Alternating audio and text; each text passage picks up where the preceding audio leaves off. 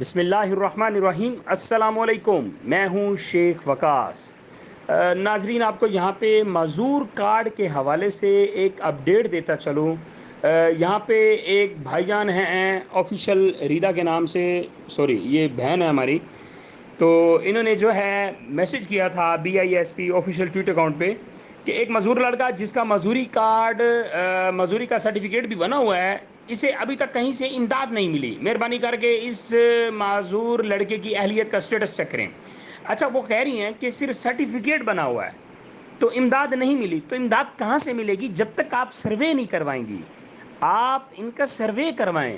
اب سرٹیفکیٹ تو پورے پاکستان کے مزدور لوگ لے لیں تو حکومت آپ کو پیسے کہاں سے دے گی؟ یہ تمام جتنے بھی مزدور افراد ہیں پورے پاکستان کے اندر، یہ ان کے لیے میسج ہے کہ مزدوری کا سرٹیفکیٹ لینا ضروری نہیں ہوتا۔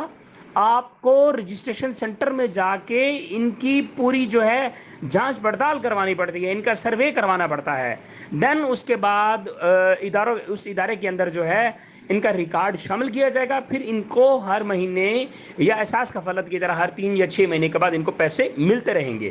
تو اس لیے معذور کارڈ جو ہے یہ بنوانا ضروری ہے، سرٹیفکیٹ لینا ضروری نہیں ہے۔ ان کا معذور کارڈ بن گیا تو ان کو ہر مہینے پیسے ملیں گے۔